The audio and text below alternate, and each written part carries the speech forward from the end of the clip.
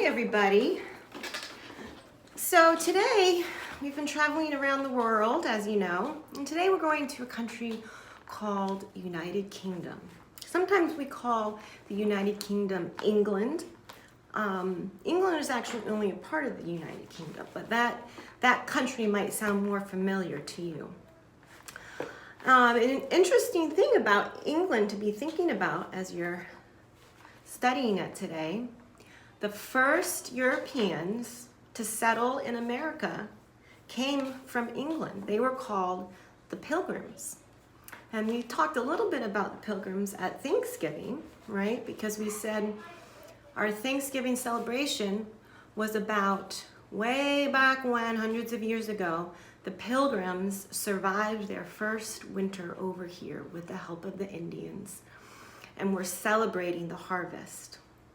That was when the Indians, Native Americans, and the European settlers were still getting along, which didn't last. But at that time, after that first year, they were friends and they had helped each other out. And they were celebrating getting through winter and planting crops and having good food to eat.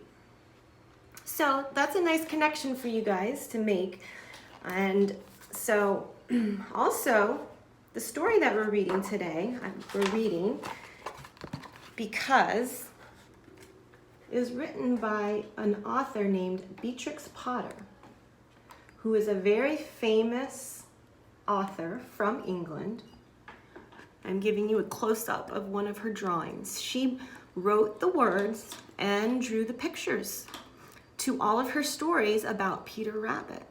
That may be a familiar book or character to you as well. There's a wonderful movie that they made recently that, if you're able to, is a lot of fun to watch. But she wrote many, many stories all about this one little bunny, Peter Rabbit. And I'm going to read to you the very first original story today.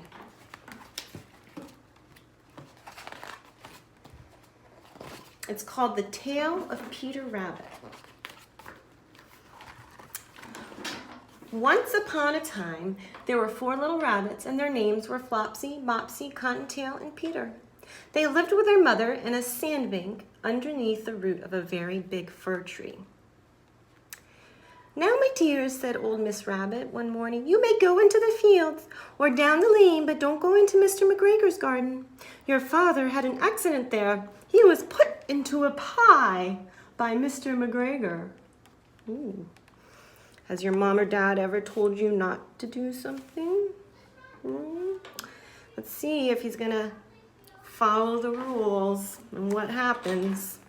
"Now run along and don't get into mischief. I am going out."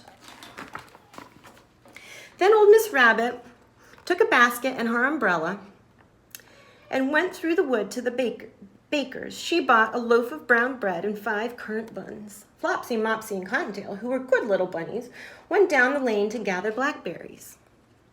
But Peter, who was very naughty, have any of you ever been naughty? Ran straight away to Mr. McGregor's garden and squeezed under the gate. Oh no! First he ate some lettuces and some French beans, and then he ate some radishes. Oh boy, sounds like a feast for a bunny.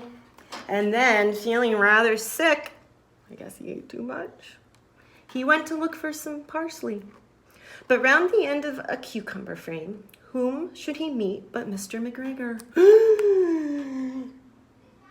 Mr. McGregor was on his hands and knees planting out young cabbages, and he jumped up and ran after Peter, waving a rake and calling out, "Stop thief! Stop thief!" Peter was most dreadfully frightened. He rushed all over the garden, for he had forgotten the way back to the gate. He lost one of his shoes among the cabbages and the other shoe amongst the potatoes. Oh no. Do you guys think he's going to get away? After losing them, he ran on 4 legs and went faster, so that I think he might have got away altogether if he had not unfortunately run into a gooseberry net and got caught by the large buttons on his jacket. It was a blue jacket with brass buttons, quite new. Peter gave himself up for lost and shed big tears, but his sobs were overheard by some friendly sparrows who flew to him in great excitement and implored him to exert himself.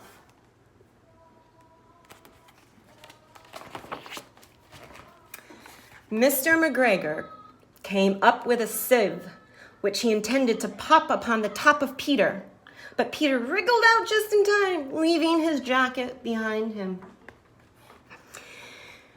and rushed into the tool shed and jumped into a can. It would have been a beautiful thing to hide in if it had not had so much water in it.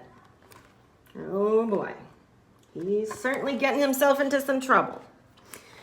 Mr. McGregor was quite sure that Peter was somewhere in the tool shed, perhaps hidden underneath a flower pot. He began to turn them over carefully, looking under each. Presently, Peter sneezed. Kerchoo! Mr. McGregor was after him in no time and tried to put his foot upon Peter, who jumped out of a window, upsetting 3 plants. The window was too small for Mr. McGregor, and he was tired of running after Peter. He finally went back to his work. Phew! Close call for Peter Rabbit.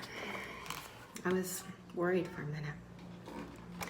Peter sat down to rest. He was out of breath and trembling with fright, and he had not the least idea which way to go. Also, he was very damp with sitting in that can. After a time, he began to wander about, going lippity-lippity, not very fast, and looking around. Lippity-lippity, lippity-lippity.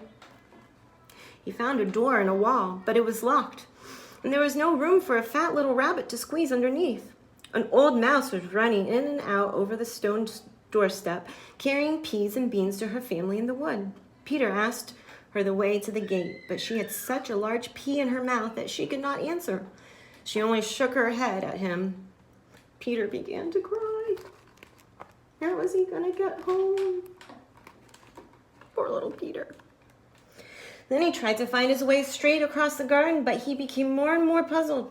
Presently, he came to a pond where Mr. McGregor filled his water cans. A white cat was staring at some goldfish.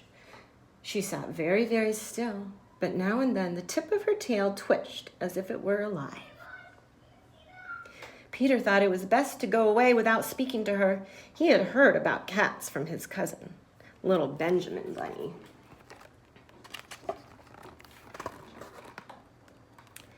He went back towards the tool shed, but suddenly, quite close to him, he heard the noise of a hoe. Scratch, scratch. Scratch, scratch. Peter scuttered underneath the bushes, but presently, as nothing happened, he came out and climbed upon a wheelbarrow and peeped over. The first thing that he saw was Mr. McGregor hoeing onions. His back was turned toward Peter, and beyond him was the gate.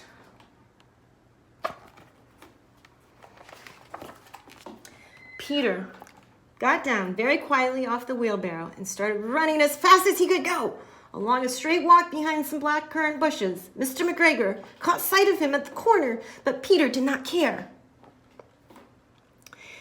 He slipped underneath the gate and was safe at last in the wood outside the garden. Mr. McGregor hung up the little jacket and the shoes for a scarecrow to frighten the blackbirds. Peter never stopped running or looked behind him till he got home to the big fir tree. He was so tired that he flopped down upon the nice soft sand on the floor of the rabbit hole and shut his eyes. His mother was busy cooking. She wondered what had happened to his clothes. It was the second little jacket and pair of shoes that Peter had lost in a fortnight. Oh dear.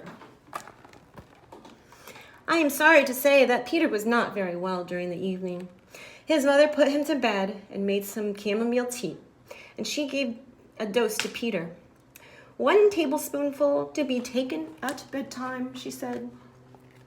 But Flopsy, Mopsy, and Cottontail had bread and milk and blackberries for supper. I think that's a delicious treat for little bunnies.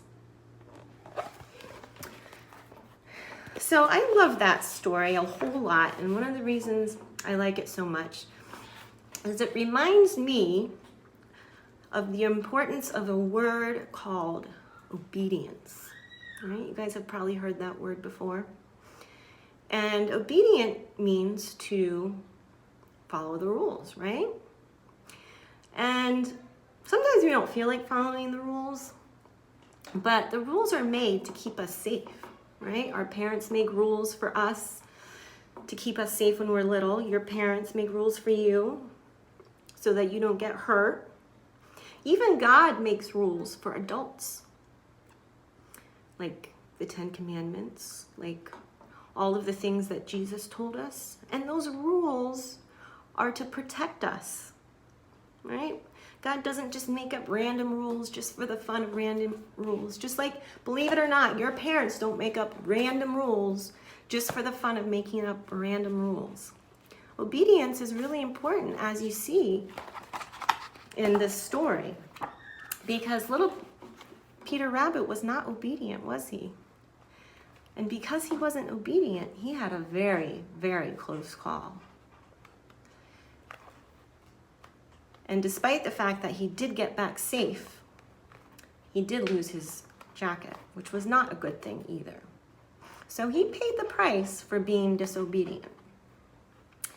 So thinking about this story and about how we all need to practice obedience, I'd like for you to grab a sheet of paper, and on that sheet of paper, think of one rule. It could be a rule that your parents have, or it could be a rule that God has for us that you think is especially important for us to remember to follow. So one of my favorite rules is to love one another. And sometimes we say that like as the golden rule, to do unto others as you would have them do unto you. So that would be an example, or anything else that comes to mind.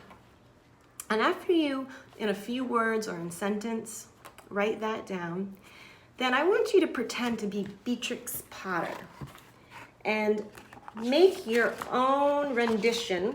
Rendition is just a big word for your own version of Peter Rabbit underneath. Okay?